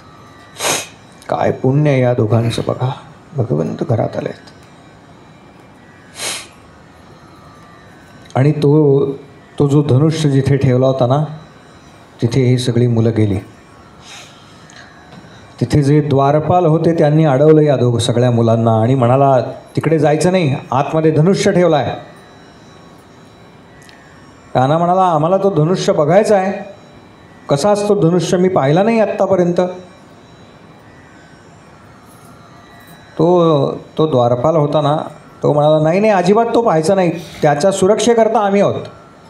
त्याला कशाला हवी आहे सुरक्षा? कान्हानं विचारलं त्या धनुष्याला कशाला हवी आहे सुरक्षा? तो म्हणाला हे बघा, जर कोणी तो धनुष्य मोडला ना तर आमचा जो राजा आहे कंस तो मरून जाईल म्हणाले. धनुर्यागाकरता जे धनुष्य ठेवलेलं असतं ते जर भंग झालं तर ते राजाच्या जीवावर बेततं, लक्षात घ्या. कान्हा हसला आणि बलराम दादांकडे बघून म्हणाला, सिक्युरिटी गार्डनी जे सांगायचं नाही तेच यानं सांगितलं म्हणाले. जे सांगायचं नाही तेच सांगितलं ना. म्हणाला, आम्ही लांबून बघतो, आम्हाला काही, आम्ही पाहिलंच नाही कधी धनुष्य, हात लावू नका. नाही म्हणाले. कान्हा गेला बरं का. काय 3 प्रदक्षिणा मारल्या असा उल्लेख आहे. कान्हा आहे, बलराम दादा आहे, सगळे बालक आहेत बरोबर. कान्हाने पुन्हा आपली त्याची आवडती पोज घेतली, दोन्ही हात कमरेवर. त्याला फार आवडतं बरं का. असा कमरेवरती हात घेऊन किती वेळ उभा आहे माहिती आहे कान्हा? युगे 28 विटेवरी उभा. 28 युग झाली हो. कान्हानं बलराम दादांकडे पाहिलं बरं का. आणि बलराम दादांना म्हणाला, दादा स्वयंवराच्या वेळेला जे मोडलं होतं प्रत्यंचा लावताना, त्याच्या तुलनेमध्ये हे अगदीच साधं आहे नाही. मागच्या अवतारात स्वयंवराच्या वेळेला जे मोडलं होतं त्याच्या तुलनेत हे फारच साधं आहे. बघू का म्हणाले एकदा उचलून. बलराम दादांचं ठरलेलं आहे बरं का, कान्हा तुला काय पाहिजे ना ते तू कर, मला विचारू नको. कान्हा गेला बरं का जवळ. त्याला काय, त्यानं पिनाक नावाचं धनुष्य उचललं आहे बरं का. त्याच्याकरता हे काय अगदीच सोपं आहे. त्याला काही प्रत्यंचा वगैरे चढवायची नव्हती त्याच्यावरती. त्यानं ते धरलं, टेकवलं, मध्ये धरतात धनुष्य, आणि वरचा भाग जो होता ना तो ओढला, फक्त ओढला, आणि तो काड दिशी मोडला. त्याचा जो आवाज झाला तो थेट कंसापर्यंत गेला, आणि कंसाला कळलं की धनुष्य मोडलं. धनुष्य ज्या अर्थी मोडलं त्या अर्थी माझ्या जीवाला धोका आहे. आणि कंस आता अधिकच घाबरला.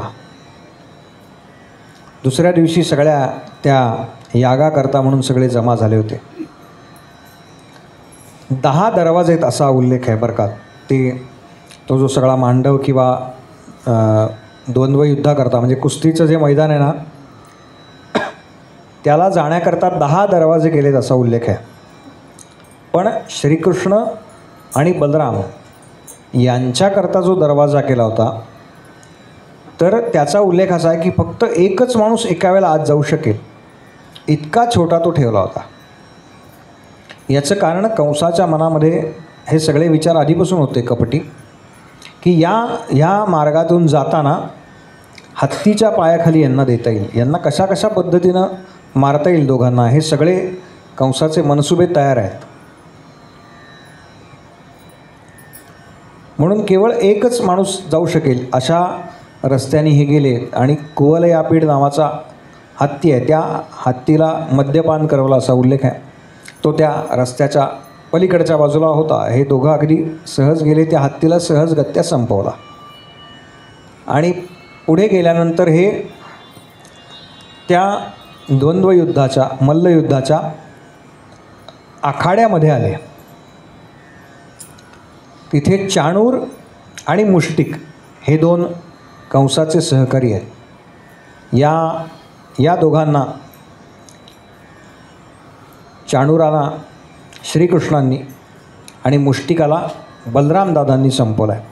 त्यांच्याबरोबर जे युद्ध झालं त्या युद्धाचं वर्णन आहे सगळं. आणि हे मल्लयुद्ध पाहण्याकरता कंस त्या ठिकाणी आलेला आहे.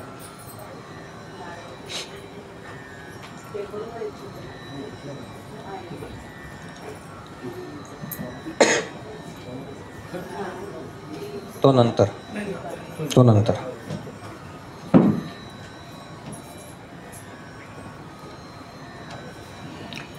आणि कंस ते सगळं पाहतोय बरं का, की चाणूराला संपवला, मुष्टिकाला संपवला.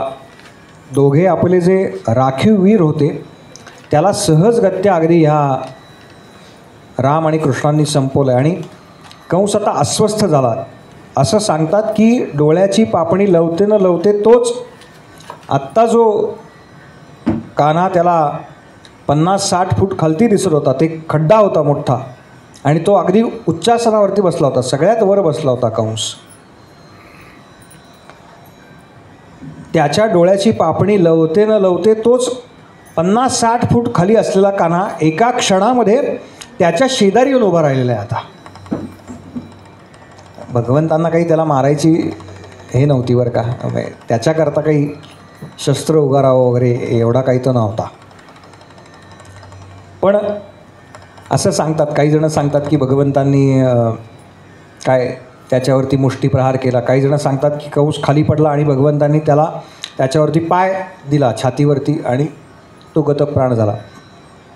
तो जेव्हा ते युद्ध पाहत होता आणि दुसऱ्या क्षणाला त्यानं पाहिलं की कान्हा आपल्या शेजारी उभा आहे, श्रीकृष्ण आपल्या शेजारी उभा आहे, त्या क्षणी तो उठला आणि पळायला म्हणून लागणार तेव्हा त्याचा तोल गेला, तो खाली पडला आणि कान्हानं काय केलं तर आपला पाय त्या कंसाच्या छातीवरती ठेवला. कान्हानं छातीवरती पाय ठेवल्या ठेवल्या कंस गतप्राण झाला आणि सगळ्यांनी जय जयकार केला.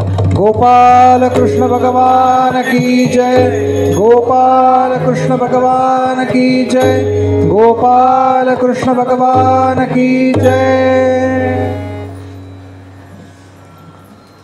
सगळेजण आता सगळीकडे ही बातमी वाऱ्यासारखी पसरली बरं का, कंस मारला गेला. दुष्टांना कधीतरी असं संपावंच लागतं. फार फार काही गोष्टी त्यांच्या एका मर्यादेपर्यंत चालतात, पण पुढे कोणीतरी असा त्यांना भेटतोच की जो सगळं राज्य त्यांचं धुळीला मिळवतो. कान्हानं सगळ्यात पहिलं काम काय केलं तर उग्रसेन राजांची मुक्तता केली आहे बरं का. उग्रसेन राजांची मुक्तता केली आहे. ते कंसाच्या कारागृहात होते. बहुतेक हे वडिलांना कारागृहात टाकणारे किंवा वडिलांना मारणारे आणि मग स्वतः गादीवर बसणारे, हे सगळे ह्या कंसाची अवलाद असावेत. काही लोकांना कळलं, हरकत नाही. इथला पण पुढे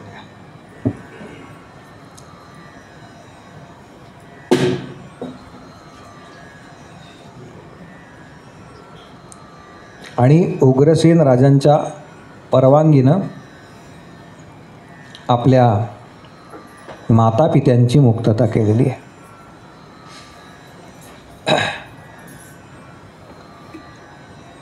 8 वर्षापूर्वी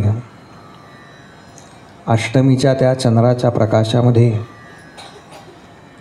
जे मुख पाहिलं होतं, जो चेहरा पाहिला होता, तोच चेहरा वसुदेव आणि देवकीच्या डोळ्यासमोर आहे बरं का. आपलं होतं की नाही असं, हे व्यवहारातलं आहे बरं का. अगदी आपलं कोणी नातेवाईक आहे परदेशामध्ये, 5 वर्षांनी आपल्याला समोर आला किंवा अगदी इथे 5-6 वर्ष भेट नाही आणि आपण म्हणतो की नाही केवढा बदलला असेल रे तू, किंवा लहान मुलगा असेल, आपण अगदी 2 वर्षाचा पाहिला आहे आणि नंतर एकदम त्याच्या मुंजीत 6 वर्षाचा अंतरमध्ये केवढा चेहरा बदलला ह्याचा. आम्ही पाहिलं तेव्हा केवढा बाळ होता, अगदी छोटा. हा समोर उभा आहे बरं का. तरी देवकीच्या लक्षात येत नाही हा आपला पुत्र आहे, वसुदेवांच्या लक्षात येत नाही हा आपला पुत्र आहे. कान्हाला माहिती आहे बरं का, कान्हाला माहिती आहे. कान्हाने पहिलं काम काय केलं तर नंदबाबांना सांगितलं की नंदबाबा तुम्ही आता परत जा आणि आईला सांगा, यशोदेला सांगा की मी फक्त आणि फक्त तिचाच मुलगा आहे.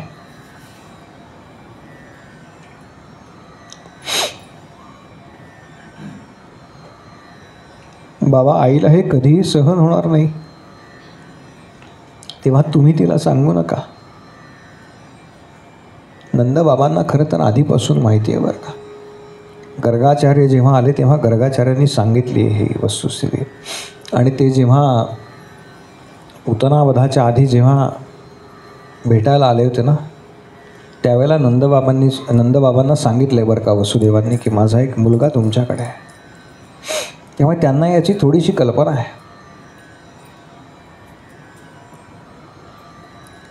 कारागृहातनं बाहेर काढलं आणि ते सगळे आता योग्य पद्धतीनं त्यांचा व्यवहार चालू झाला.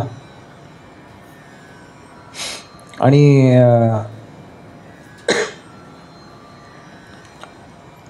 देवकी आणि वसुदेवांनी ठरलं की आता बलराम दादा आणि कान्हा बऱ्यापैकी मोठे झालेत, त्यांचं उपनयन केलं पाहिजे. उपनयन संस्कार झाला आणि त्याच्यानंतर त्यांना गुरुगृही पाठवलं आहे सांदीपनी ऋषींच्या आश्रमामध्ये.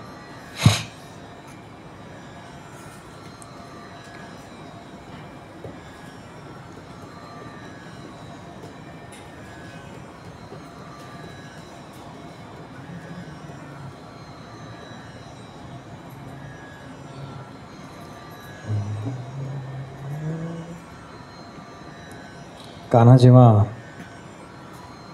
सांदीपनी ऋषींच्या आश्रमामध्ये आला ना,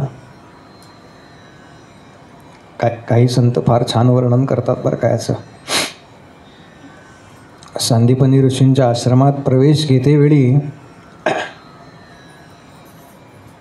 सांदीपनी म्हणाले, कान्हा गुरुदक्षिणा. कान्हा म्हणाला, अजून मला प्रवेश मिळायचा आहे आणि त्याच्या आधीच गुरुदक्षिणा? हे काय कलियुग आहे का? आधी फी भरा आणि मग वर्गाला प्रवेश घ्या.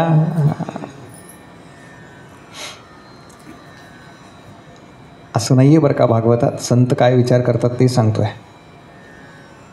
सांदीपनी किती महान आहेत याच्याकरता.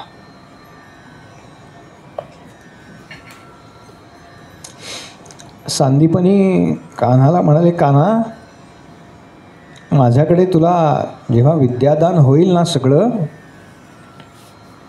तेव्हा अरे मी असं काहीच हातचं राखून देणार नाही तुला बरं का.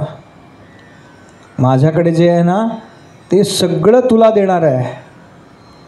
आणि एकदा माझ्याकडचं सगळं तुला देऊन झालं की म्हणाले, ते ज्ञानाच्या पातळीवर बघतायत बरं का.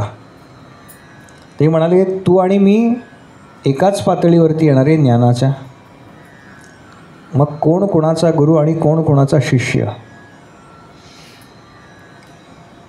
म्हणून म्हणाले, म्हणून आधी गुरुदक्षिणा. सांदीपनींच्या आश्रमामध्ये एकानं कान्हाला विचारलं बरं का, कान्हा अरे हे सगळं ब्रह्मांड खरं तर तुझ्यापासून निर्माण झालं आहे.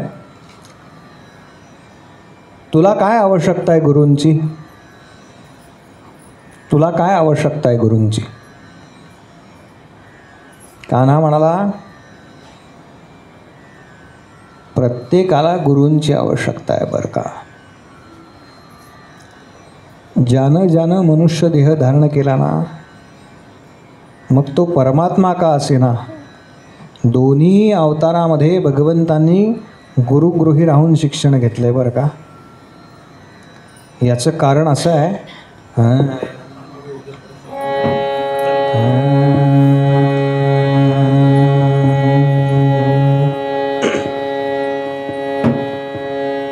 गुरु बिना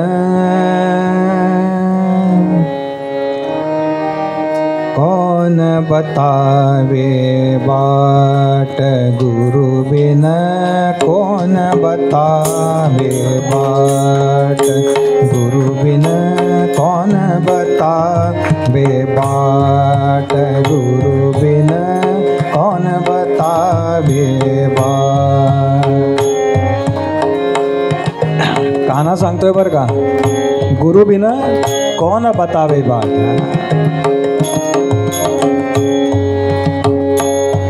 व्यवहारामध्ये आपण का घालतो शाळेत मुलांना? चांगले संस्कार व्हावे. शाळेमध्ये आपण जेव्हा जातो ना तेव्हा शाळेतले जे शिक्षक असतात ना ते सांगतील ती पूर्व दिशा असते बघा आपल्याकरता. म्हणजे आपण घरी तेच सांगितलं ना तरी लहान मुलं काय म्हणतात, नाही नाही आमच्या टीचरनी असं सांगितलंय. का हो? ते आदर्श आहेत त्या काळात. ते सांगतील ती पूर्व दिशा. आणि म्हणून शाळेमधल्या शिक्षकांचं अधिक योगदान आहे बरं का विद्यार्थी घडवण्यामध्ये. कारण त्याला काही कळत नसतं. आपल्याला लहानपणी काय 2 असा काढायचा असं शिकवलं म्हणून त्याला आपण 2 म्हणतो. वेगळा शिकवला असता तर वेगळं म्हणाला असतो. तो जो संस्कार त्या वयात झालाय ना तो मरेपर्यंत टिकतो, लक्षात घ्या. कौन बतावे बाट गुरु बिन, कौन बतावे बाट.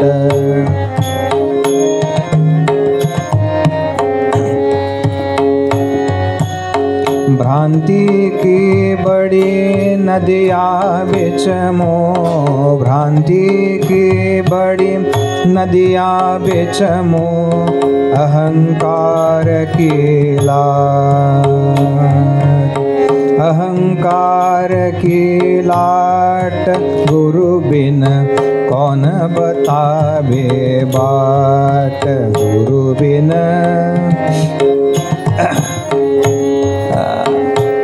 भ्रांति की बड़ी नदिया बिचमो, अहंकार की लाट. हा अहंकार आपल्याला प्रत्येकाला होतो बरं का. तुम्ही आम्ही कोणीही सुटलेलं नाही आहेत ना. कधीतरी वाटतंच ना मी कोणीतरी आहे, मी कोणीतरी आहे असं वाटलं ना की खरं तर मुंबईचे जे आहेत ना त्यांना फार सोपं आहे बरं का हे करणं. जयंतराव काय खळखळून असले. मुंबईच्या लोकांना सोपं आहे बरं का. त्या समुद्र किनाऱ्यावरती जायचं आणि अथांग पसरलेल्या त्या सागराकडे फक्त पाहायचं बरं का आणि त्याच्याशी तुलना करायची. सद्गुरूंच्या समोर उभं राहायचं आणि सद्गुरूंच्या ज्ञानसागराकडे पाहायचं आणि त्याच्याशी आपली तुलना करायची बरं का. तेव्हा लक्षात येतं की आपण काहीच नाही हो, आपण काहीच नाही. एखादं पुस्तक आपण अधिक वाचलं असू शकतं बरं का. ते कदाचित त्यांनी वाचलेलं नसेल पण म्हणून ज्ञानामध्ये ते कायमच गुरु असतात आणि दुसऱ्या कोणाला तरी गुरु करण्याकरता आपण लघु व्हावं लागतं. लक्षात ठेवा. अहंकार की नदिया बिच मो,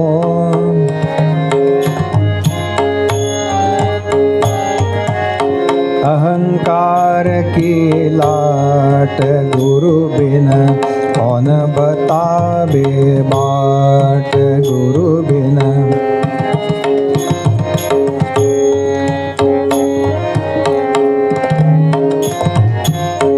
काम क्रोध दो पर्वत ठाड़े, काम क्रोध दो पर्वत ठाड़े, लोभ चोर संगात गुरु बिन, लोभ चोर संगात गुरु बिन कौन बतावे बाट, कौन बतावे बाट, कौन बतावे बाट. बास म्हणाले.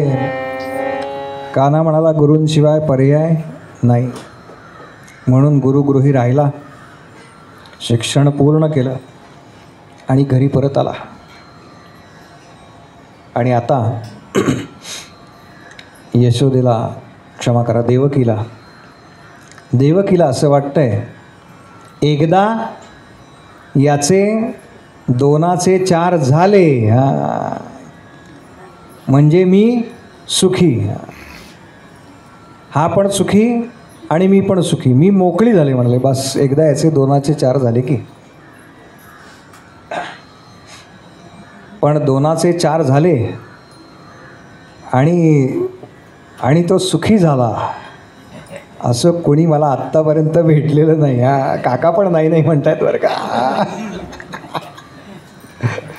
पण तिला काळजी लागली आहे बरं का. तिला काळजी लागली. तिने विचारलं कान्हाला, कान्हा काही तुझं कुठे? कान्हा म्हणाला, आई कान्हा नटखट आहे ना. कान्हा म्हणाला, आई काही नाही काय तसं. तू म्हणशील त्या मुलीला मी होकार देणार आहे. कान्हा फक्त म्हटला बरं का तसं, वागला नाही. कान्हा काही असेल तर सांग रे मला. कान्हा म्हणाला, आई खरंच सांगू का तुला? सांग रे कान्हा, तेच तर मला ऐकायचं आहे. आईला फार फार उत्सुकता असते ना. काही आहे का गं कुठे तुझं? एकदा ते विशिष्ट वय आलं ना की आईची जबाबदारी अधिक आहे बरं का. मुलगा असू दे मुलगी असू दे, आईची जबाबदारी अधिक आहे, लक्षात ठेवा. आदनं म्हणणं कोण मित्र कोण आहेत, मैत्रिणी कोण आहेत, मुलाच्या मुलीच्या बघत राहा. आपल्याला माहिती पाहिजे. ते नंतर उगाचच डोक्यावर हात मारून घेण्यात काही अर्थ नाही बरं का. घरी बोलवायचं सगळ्या मित्रमैत्रिणींना. घरी काय ते घरी. मला नीट पाहू दे बरं का. आणि ज्यांना कन्या आहेत ना त्यांनी तर विशेष सावध राहायला पाहिजे बरं का. म्हणजे तो नाव सांगतोय राहुल, पण तो खरंच आहे ना. नाही का, हल्ली नाव खोटं सांगतात बरं का. सावध व्हा, सावध व्हा. फार अवघड असतं अशा एखाद्या प्रकरणामध्ये कोणाची फसवणूक झाली. आपल्या सगळ्यांना तो विषय माहिती आहे. तो आत्ताचा विषय नाही, लव जिहादबद्दल बोलतो आहे मी. आपण सावध असलं पाहिजे. कान्हा म्हणाला, आई खरंच सांगू का? सांग रे कान्हा, मला ऐकायचं आहे. कान्हा म्हणाला, एक 5 मिनटं चहा करता थांबू आणि मग सांगतो. गोपाल कृष्ण भगवान की जय. गोपाल कृष्ण भगवान की जय. गोपाल कृष्ण भगवान की जय. मध्यंतरात कोणाला पद म्हणायचं असेल तर म्हणा. 5 मिनटं थांबूयात. चहा कॉफी काय. कान्हानी सगळ्या नातेवाईकांना कामाला लावलंय का? मंगलाष्टकाला वेळ आहे. मधुराष्टक म्हणा की. वा.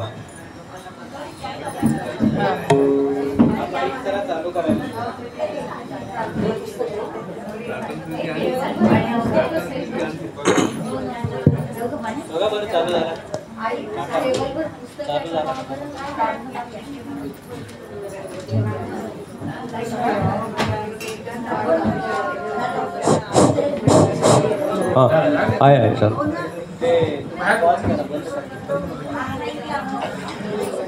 अधरं मधुरं वदनं मधुरं अधरं